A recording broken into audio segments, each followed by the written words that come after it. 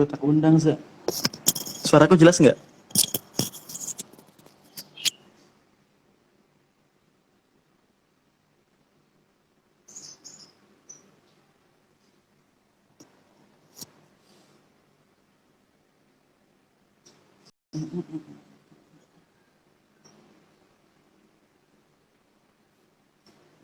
Woi, aku udah mandi. Sebentar ya, nunggu Mas Khairul Anwar.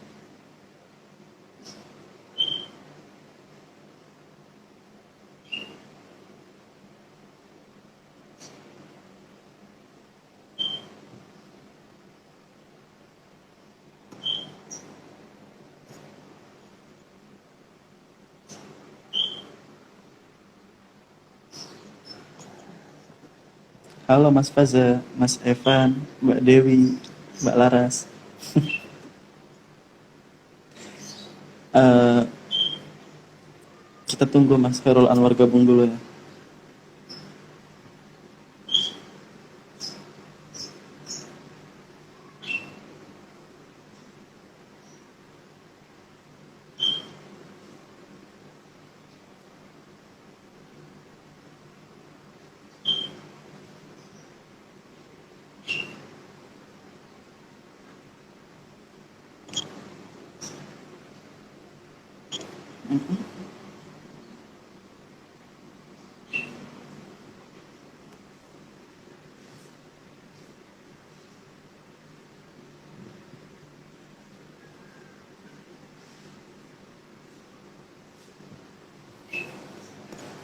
Nah,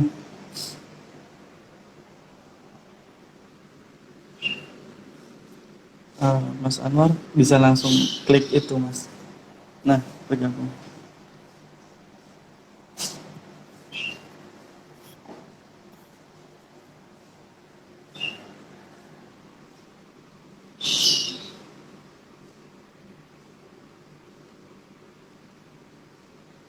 Tuh, kok nggak bisa-bisa ya.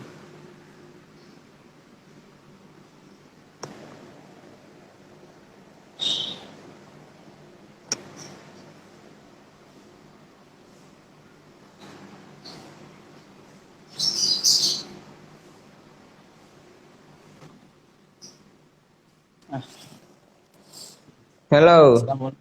Halo Mas. Oh, Oke. tak kira nggak bisa tadi. Siap. Eh, tak buka dulu ya. Assalamualaikum warahmatullahi wabarakatuh. Salam sejahtera untuk kita semua. Selamat sore kawan-kawan.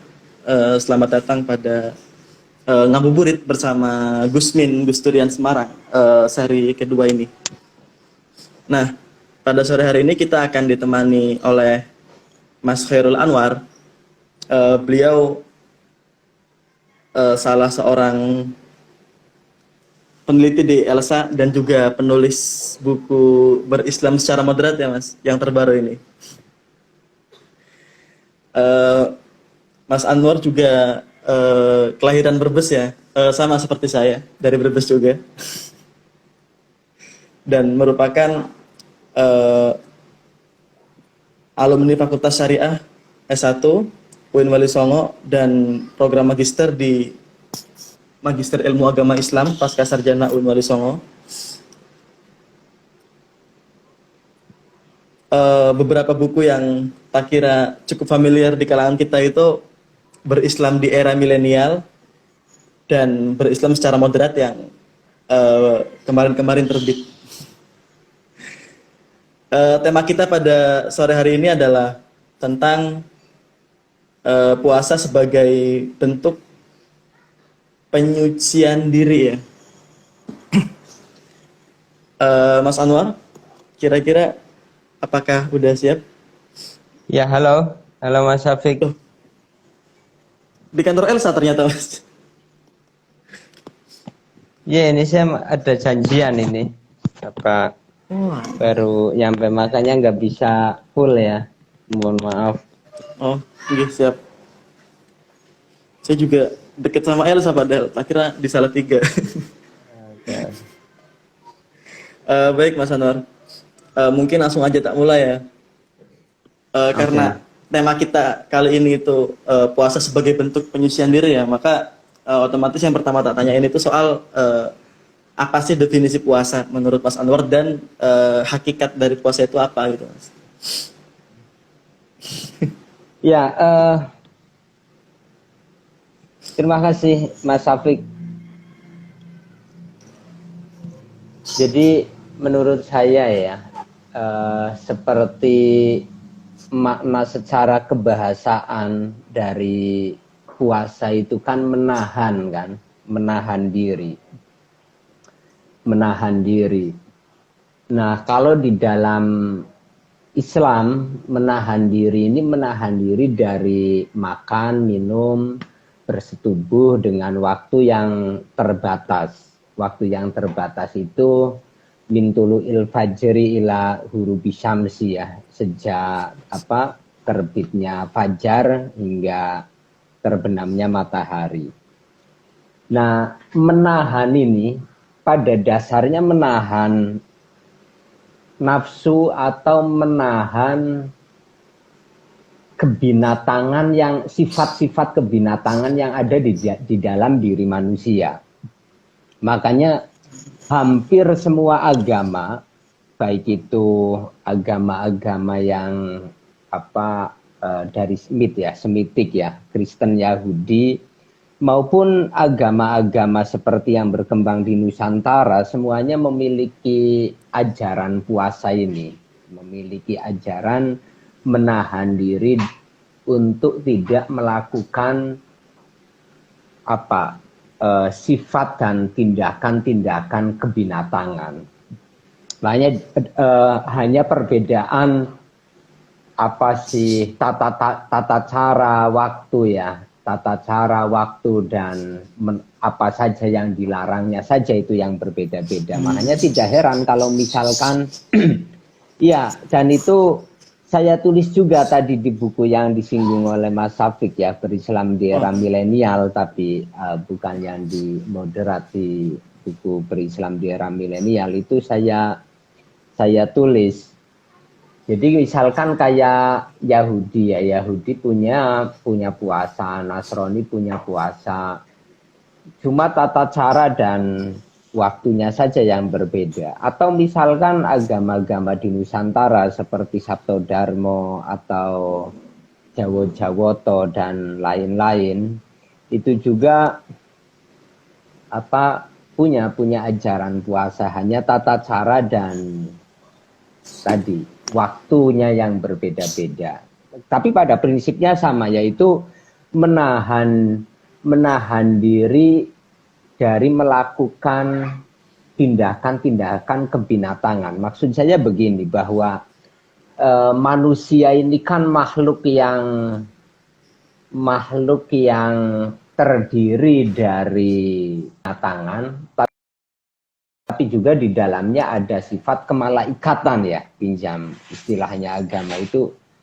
Jadi di dalam diri manusia itu ada hayawania dan ada malaikat, ada kebinatangan dan ada kemalaikatan. Kebinatangan itu ya seperti kita lapar, ingin makan, kita punya hasrat seksual, libido naik, kemudian ingin melakukan hubungan suami istri, hubungan seksual dan lain sebagainya. Itu kan tidak ada bedanya antara manusia dengan binatang. Nah, itu yang dimaksud dengan di dalam diri manusia ini ada sifat kebinatangan. Nah, kemalaikatan ini ya seperti menahan dari tadi tidak makan, tidak minum, itu artinya kita sedang meniru malaikat ya, tapi dalam waktu yang terbatas. Dalam waktu yang terbatas artinya min tulu'il fajri ila hurubi syamsi, sejak terbitnya matahari hingga terbitnya fajar hingga terbenamnya matahari. Iya, nah iya, itu ya. Terkait keutamaan puasa itu kalau menurut Islam itu gimana? Kalau dalam Islam? Iya,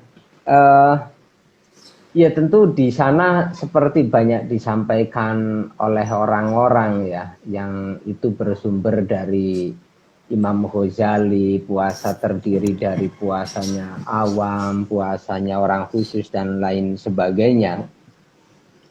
Tapi prinsipnya menurut saya, makna puasa itu tidak bisa lepas dari seperti yang saya sampaikan tadi itu. Jadi dengan kita menahan untuk melakukan sifat atau tindakan yang seperti binatang ini, tujuannya agar sifat-sifat kebaikan itu terrefleksi di dalam diri manusia. Jadi dengan kita mengikuti atau berlaku seperti malaikat, diharapkan terrefleksi sifat-sifat baik yang itu menjadi buahnya itu. Bisa juga kita istilahkan ya seperti sifat Tuhan juga kan. Jadi berpuasa itu kan seperti kita menjalani apa sifat-sifat Tuhan, tidak makan, tidak apa sih menikah. Nah, dengan kita menjalani laku seperti itu, maka diharapkan kita bisa menumbuhkan rasa Ar-Rahim, Ar-Rahman, itu loh maksudnya. Maksud daripada kemudian terrefleksi sifat-sifat baik itu atau seperti malaikat itu hanya sekedar ini saja ya, perumpamaan ya. Hanya sebagai permisalan yang baik. Jadi apa sih yang kalau di dalam sholat misalkan kita sering membaca kan bahwa sholat itu tanha nil fahsya'i wal munkar. Sholat itu bisa mencegah dari perilaku buruk, kemungkaran misalkan. Nah, puasa itu apa? Puasa itu tadi tujuannya itu supaya terrefleksi di dalam diri manusia sifat-sifat yang baik, sifat-sifatnya malaikat itu atau sifat-sifatnya Tuhan itu yang welas asih dan seterusnya. Kenapa bisa merefleksikan itu? Karena sudah terlatih melakukan tadi penahanan atas kebinatangan, sifat-sifat kebinatangan itu. Adapun pada praktiknya ya orang puasa sekedar tidak makan dari mulai pagi sampai maghrib. Kita saya misalkan puasa sekedar tidak makan dari mulai pagi sampai maghrib itu hal lain ya. Tapi makna yang sesungguhnya digapaikan itu bagaimana pengelolaan tadi apa sih menahan diri dari sifat-sifat kebinatangan. Begitu. Oke. Nah, siap Mas. Nah ini ada kayaknya kemarin aku juga pernah baca berita kemarin ada sebuah kota di Jawa Barat yang mana menerapkan peraturan daerah ketika puasa itu nggak boleh warung makan buka sebelum jam 4 sore gitu. Nah dalam hal ini sebenarnya yang harus dihormati itu apakah orang yang berpuasa atau orang yang tidak berpuasa, dalam mungkin orang-orang muslim atau orang-orang yang katakanlah tidak berpuasa karena mungkin berbeda agama atau mungkin puasanya berbeda gitu. Nah ini kan agak riskan juga di Indonesia itu. Iya ya, bagi saya ya prinsipnya saling menghormati ya, saling menghormati. Jadi saling menghormati ini bukan menuntut untuk saling dihormati, tapi saling menghormati ini maksudnya ya kita menghormati orang lain dalam arti memberikan hak-haknya orang lain itu. Dan itulah yang dimaksud dengan toleransi. Maksud saya begini,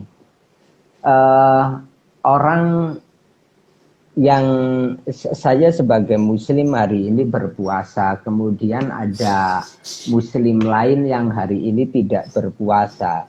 ada berbagai alasan yang dimiliki oleh teman saya yang tidak berpuasa itu. Misalkan dia sedang bekerja yang cukup berat, atau dia sedang berada di perjalanan dan lain-lain.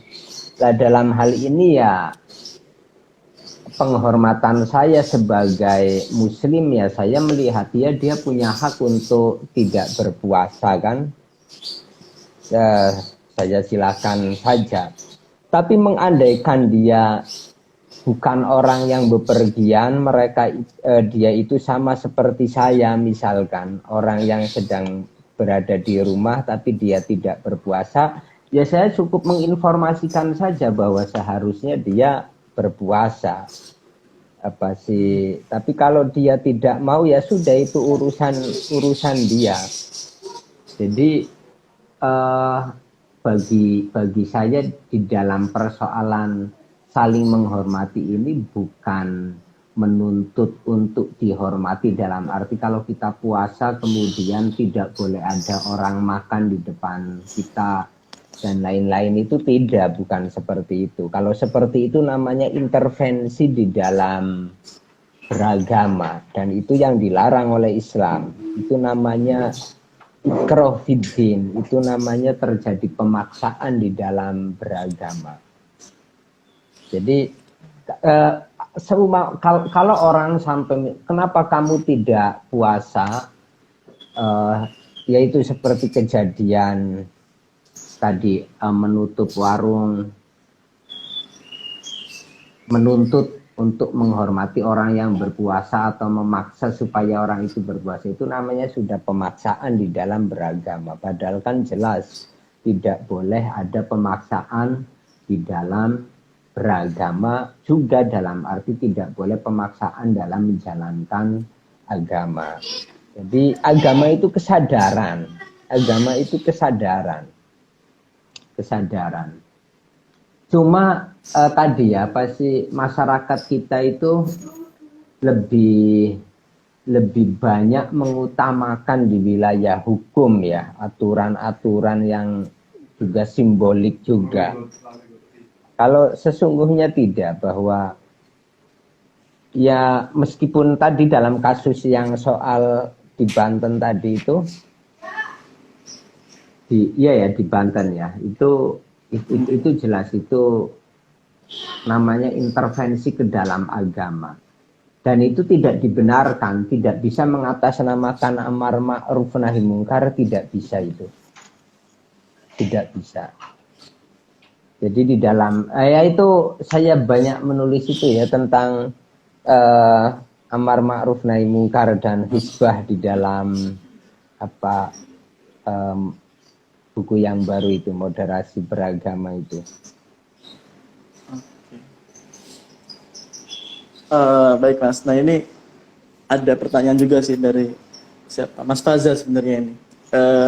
Bagaimana sih hukum membuat hoax saat puasa gitu? Apakah puasanya batal atau gimana gitu? Iya ya. Kalau di dalam itu kan pada prinsipnya membuat berita bohong kan, membuat berita bohong itu kalau di dalam literatur Islam itu kan ancamannya tidak mendapatkan pahala itu. Jadi puasanya sah tapi tidak mendapatkan pahala. Lah hal-hal seperti ini yang hendak saya tekankan, bahwa orang beragama itu secara umum lebih mengutamakan ke hukum, ke aturan. Dalam arti ya namanya aturan itu gitu, hitam putih kadang lepas dari tujuan. Ya contoh kecilnya ini yang sedang kita jalani, misalkan puasa ya. Kita sebagai muslim diwajibkan untuk berpuasa ya.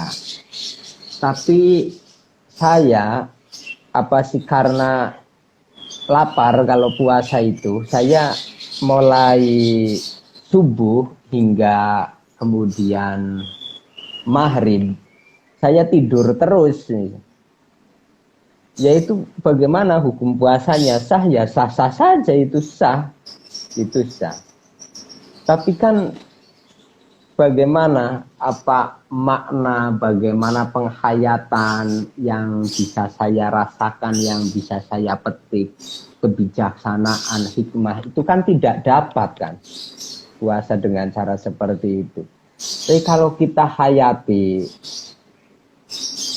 kita beraktivitas, itu penuh dengan kebijaksanaan itu. Makanya tadi saya melihat bahwa agama itu kesadaran. Karena agama kesadaran, tentu kembali kepada individu masing-masing. Tapi kalau kita melihat agama itu sebagai aturan, maka pada dasarnya kita menjalankan agama itu bukan berdasarkan pada kesadaran diri, tapi kita bisa-bisa berangkatnya pada kesadaran orang lain atau bahkan yang kita sebut dengan kesadaran sosial, dan itu pada akhirnya semakin jauh dari agama itu sendiri. Contoh kecilnya begini, yang saya maksud, yang sedang saya jelaskan ini. Kalau agama itu kesadaran individu, orang mau bertindak itu ya berdasarkan pada kesadaran individu atas dasar perintah agama. Tapi ketika kita melihatnya atau yang menjadi pertimbangan itu hukum, aturan, maka kita seringkali bertindak bukan atas kesadaran individu tapi kesadaran sosial itu. Karena kalau saya tidak sholat itu secara sosial atau masyarakat akan melihatnya saya ini kurang saleh, maka saya pada akhirnya sholat. Ya sholat di masjid misalkan ya, di kita itu kan tingkat kesalehan antara di kota dan di desa kan beda. Kalau orang di desa, di perkampungan, seperti di desa, di perkampungan tempat saya tinggal, misalkan baik di Brebes maupun di Salatiga, itu kalau selama Ramadan misalkan kita tidak pernah muncul di masjid, tidak pernah muncul di musola, wah, keislaman kita diragukan itu. Tidak hanya kesalehan, tapi keislaman kita diragukan. Mungkin kita bisa-bisa dicap Islam KTP. Ya enggak? Itu di desa. Sehingga keagamaan di desa kalau kita perhatikan itu ada banyak orang menjalankan agama tapi bukan karena kesadaran individu dalam arti karena ada perintah agama, tapi tadi lebih karena dorongan sosial. Orang memberi pada akhirnya baca Quran harus pakai speaker, harus di masjid, harus disuarakan lewat 10 atau 12 toa misalnya. Pada akhirnya gitu-gitu tidak berdampak pada individunya. Lah itu bagi orang yang tinggal di perkampungan, di pedesaan itu tantangan terbesar itu, dan terutama ini PR bagi para tokoh agama ya. PR bagi para tokoh agama. Itu tantangan besar. Lah, seharusnya agama itu yang tadi saya istilahkan kesadaran individu. Itu tadi karena untuk penghayatan, jadi membaca Al-Quran misalkan, atau sholat itu bukan karena ingin didengar oleh saudaranya atau ingin mendapatkan tadi gelar saleh di desa ya. Tapi ya lebih kepada ya penghayatan saja sebagai mengikuti perintah agama. Itu jadi tadi soal masalah yang ditanyakan membuat berita bohong itu bisa membatalkan puasa atau tidak. Tadi apa di dalam literatur kita, dalam arti buku-buku yang dijadikan panduan di dalam beragama ya, itu kan ya sah-sah saja, tapi tidak mendapatkan pahala. Nah, tapi bagi saya hukum-hukum seperti itu ya itu ya betul bahwa kita itu punya fikih, tapi sebaiknya di dalam beragama itu perlu ditingkatkan di dalam kesadaran. Karena kalau beragama berhenti di wilayah hukum, yang terjadi tadi agama itu tidak dihayati dan umat beragama lebih banyak saling menghakimi. Itu jika agama tidak ditingkatkan di dalam penghayatan dan orang menjalankan agama bukan berdasarkan pada kesadaran. Ya, itu sangat berbahaya itu. Agama tidak berfungsi nantinya. Oke, Mas. Ini ada sebelumnya barangkali ada kawan-kawan yang mau bertanya ya, bisa langsung tulis komentar aja di kolom komentar di bawah itu. Nah, ini tadi juga saya sempat buka salah satu hadis Nabi ya, yang intinya barang siapa yang berpuasa di bulan Ramadan dengan penuh keyakinan, maka dosanya akan terampuni.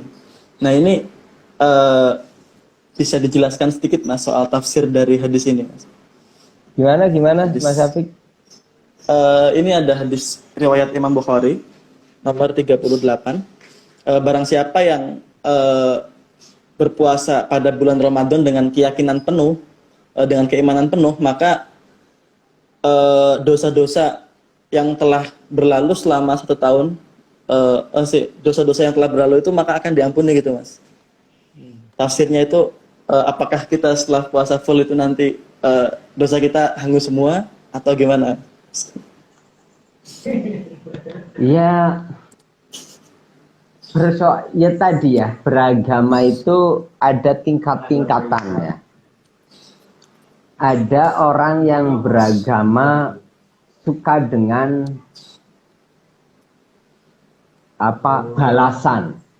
balasan seperti tadi itu. Barang siapa yang berpuasa dengan mengharapkan ridho Allah, dengan ikhlas, dengan iman, dengan penuh kemantapan, maka semua dosa-dosanya akan diampuni. Ya, itu perlu disampaikan di dalam orang beragama. Tapi saya melihat umat beragama itu bertingkat-tingkat di dalam menjalankan agama ya. Ada yang terpaku pada balasannya itu. Jadi dia melakukan apapun selalu yang dipegang itu akan mendapatkan pahala berapa, akan mendapatkan pahala apa. Barang siapa puasa dan malamnya sholat tarawih, maka dia akan diampuni. Dia yang dipikir itu soal ampunannya itu. Tapi lagi-lagi bagi saya beragama dengan tadi berpaku pada terpaku pada balasan seperti itu, hilang dari hayatan ya, kesadaran. Sensitivitas hati itu tidak ada itu loh. Malah justru yang terjadi nantinya egois. Contoh begini, saya melihat dan itu menurut saya ada orang yang menjalankan agama, yaitu malam tarawih, setelah tarawih kemudian ngaji Quran, kemudian wiridan, lalu pagi juga ya teruslah seperti itu. Ya itu baik. Tapi bagi saya akan lebih baik lagi jika itu diiringi dengan penghayatan. Bukti bahwa hal seperti itu dalam kasus tertentu ya, saya melihat dia tidak menghayati karena saya melihat orang itu ternyata melihat orang lain lebih rendah daripada dirinya. Dia beranggapan bahwa dia itu membaca Al-Quran terus, wiridan terus, punya banyak pahala, sementara orang lain itu tidak, waktunya banyak terbuang. Nah, ini yang saya sebut dengan beragama yang hanya memperhitungkan pahala saja, itu akan jatuh pada egois seperti ini. Tapi kalau beragama dengan kesadaran, wah dia tidak akan melakukan penghakiman-penghakiman seperti itu. Dan sayangnya, saya menyayangkan loh ini. Karena saya lama ya tinggal di kampung itu, tokoh-tokoh agama banyak menjanjikan ke agama-agama yang ini, janji pahala-pahala ini. Tapi tidak disertai dengan kesadaran, tidak disertai dengan dorongan penghayatan. Sehingga yang terjadi keagamaan di kampung, kalau bulan Ramadan seperti ini luar biasa orang berusaha saleh itu. Tapi hanya dimaknai pada tadi aktivitas yang robot itu lebih canggih daripada manusia. Hanya diberi makna pada aktivitas yang itu bisa dikerjakan tanpa akal loh. Maksudnya begini, robot itu bisa membaca Quran, ya nggak usah robot HP itu ya. Kan bisa itu membaca Al-Quran seharian. Manusia kalau membaca Al-Quran hanya sekedar membaca Al-Quran seperti itu tanpa mengetahui maknanya, tanpa menghayati, lebih hebat HP loh daripada manusia, lebih hebat robot loh daripada manusia.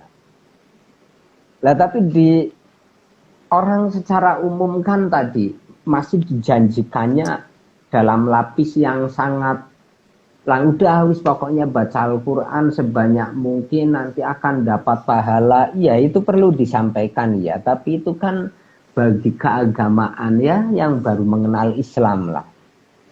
Harusnya kan perlu dikasih tahu, belajar tentang makna-makna Al-Quran yang begitu luas, apa tujuan agama diturunkan, bagaimana kita hidup, bagaimana kita bisa mewujudkan doa kita di dalam sholat, bisa atina fid dunya hasanah wa fil akhirati hasanah, mewujudkan kebaikan di dunia dan kebaikan di akhirat, berkaitan dengan ini hari bumi ya, apa sih lingkungan, berkaitan dengan ekonomi, politik, bagaimana, itu semua kan makna-makna Al-Quran itu. Jadi tidak sekedar membaca Al-Quran dari pagi hingga malam, bahkan mengganggu orang yang sudah pada tidur, banyak tawanya segala macam, bukan sekedar itu. Kalau itu malah jauh dari penghayatan dan jatuhnya malah tadi itu egois, mengganggu orang lain. Malah terkadang kalau kemudian ada yang memprotes malah dikira memprotes agama kan, padahal itu memprotes ininya apa sih itu. Jadi ada banyak hal ya yang hendak saya sampaikan, bahwa seharusnya agama itu menjalankan agama berangkat dari kesadaran akan perintah-perintah Tuhan, bukan ketakutan atas ancaman Tuhan. Jadi dengan adanya kesadaran itu maknanya luas loh, nanti bisa menciptakan ya kita menjadi orang yang beragama, tapi kita juga menjadi orang yang peka terhadap penderitaan umat manusia. Jadi ya, tapi saya melihat ya, saya merasakan agama saat ini itu terlalu banyak orang yang beragama simbolik. Ya sama sekali tidak peka terhadap apa sih persoalan saudara sesama umat manusia. Contohnya apa ya tadi itu, orang ini di bulan Ramadan bisa disaksikan di perkampungan itu apa, wah berlomba-lomba menjadi saleh, tapi salehnya diberi makna tadi hanya menjalankan agama yang apa kering dari makna. Tadarusan hanya diberi makna membaca Al-Quran, pakai toa bareng-bareng di masjid, pakai speaker, hanya diberi makna itu loh. Kemudian sampai jam 12 malam. Siang-siang juga membaca Al-Quran, pakai toa, ya kan mengganggu banyak orang. Padahal kita bisa memberikan makna yang lebih jauh, lebih bermanfaat, dan bagi saya lebih mendekati dari makna aslinya, mengkaji. Tadarusan itu kan saling mengkaji kan. Artinya bahwa Al-Quran itu tidak sekedar dibaca alif, lam, mim, dan seterusnya, tapi bagaimana kondisi sosial masyarakat Arab pada saat Al-Quran diturunkan, lalu ayat yang turun itu apa, perubahannya bagaimana, kenapa ayat itu harus diturunkan di dalam kondisi masyarakat yang seperti itu. Itu semua yang kemudian menurut saya lebih bermanfaat bagi umat beragama daripada agama diberi makna yang ya tadi apa ritual-ritual yang orang tidak menghayati. Itu malah akhirnya ya kering-kering saja. Kering apa sih orang beragama. Bahkan menurut saya kalau beragama hanya diartikan seperti ini, robot itu lebih luar biasa. Iya kan, robot bisa melakukan sholat seharian full, robot bisa membaca Al-Quran full. Lah, padahal manusia yang membedakan manusia dengan robot dan lain-lain itu kan ada pada akalnya kan. Jadi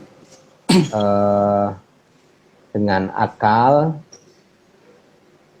seharusnya beragama tadi dengan penuh kesadaran, yakni menjalankan akalnya itu.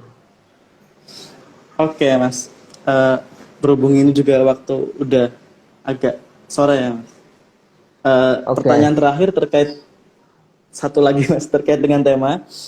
Jadi bisa agak kembali ke tema ini ya, soal jadi puasa sebagai penyucian diri itu gimana sih Mas? Ya. Sekaligus closing. Iya, nah kalau tadi apa sih makna awam lah, saya mengistilahkan makna umum, makna awam itu kan tadi bahwa karena berpuasa dengan mengharapkan ridho Allah, dengan penuh keimanan bisa menghapus segala dosa, maka kemudian setelah puasa selesai dijalankan, Ramadan telah selesai, orang menjadi suci karena meyakini bahwa manusia itu awalnya suci, kemudian ya awalnya bersih, kemudian menjadi terkotori oleh dosa-dosa yang itu semua terhapus melalui puasa Ramadan hingga dirayakanlah menjadi Idul Fitri itu kan. Yaitu saya saya melihat sebagai ini ya, makna awam ya. Makna lebih tinggi dari awam, saya melihat bahwa menjadi suci melalui puasa itu menjadi entitas kemalaikatan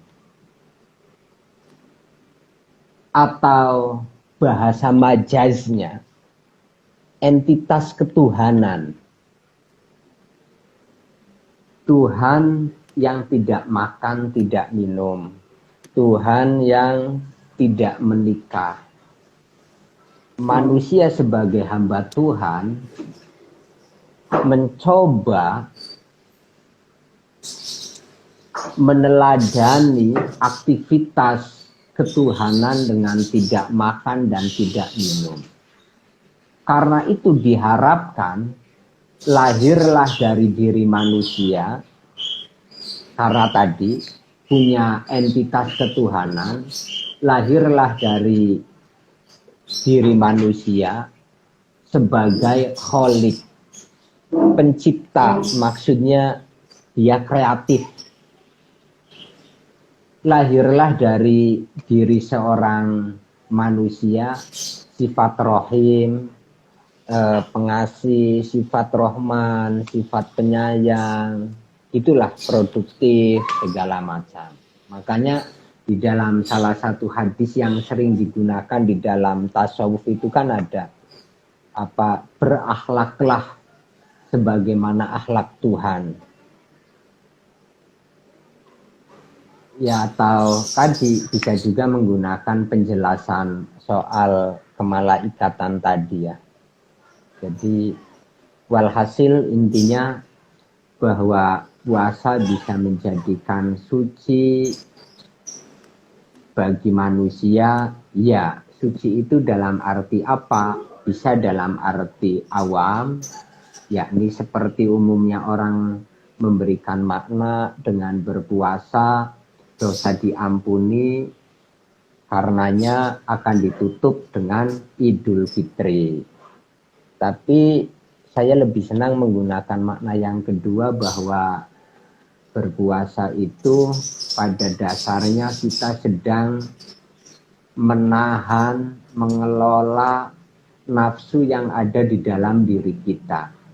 Bukan berarti kita menghilangkan nafsu, tapi kita mengatur agar kita bukan dikendalikan oleh nafsu, tapi nafsu yang dikendalikan oleh kita.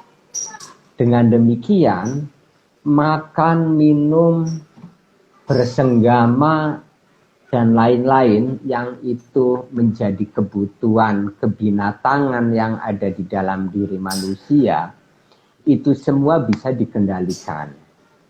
Kita makan, tapi tidak sampai rakus.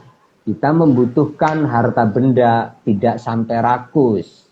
Ada tahapan-tahapannya, tidak sampai menzalimi milik orang lain. Nah, itu yang disebut dengan nafsu bisa dikendalikan. Dan ini yang menurut saya suci itu dalam arti seperti ini. Begitu Mas Afiq. Oke, siap Mas. Sebelumnya matur suwun atas kesediaannya meluangkan waktu pada sore hari ini ngabuburit bersama Gus Min seri kedua. Baik, terima kasih. Tak kira cukup sampai di sini ya pertemuan kita pada sore hari ini. Untuk kedepannya sesi ketiga nanti hari Senin dan seterusnya. Kurang lebihnya mohon maaf. Allahumma fiqh lakum bitarik. Assalamualaikum warahmatullahi wabarakatuh. Matur suwun Mas Anwar. Ya, Mas